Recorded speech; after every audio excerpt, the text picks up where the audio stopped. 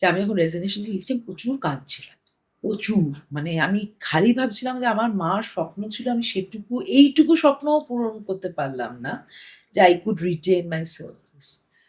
তো তখন না শোভন আমাকে বলতো, আমার এখনো মনে আছে আমার হাতটা ধরে বলছে কি, "বৈশাখী আমিও রেজিগনেশন দিয়েছি। তুমি ভুলে যেও না।" এবং ও আমার আগে রেজিগনেশন দিয়েছে ২০১৮ সালে। তখন না আমি ওর দিকে তাকিয়ে I got the strength. আমার মনে হলো যে আমি কি ছাড়ছি? আমার তো একটা সামান্য চাকরি।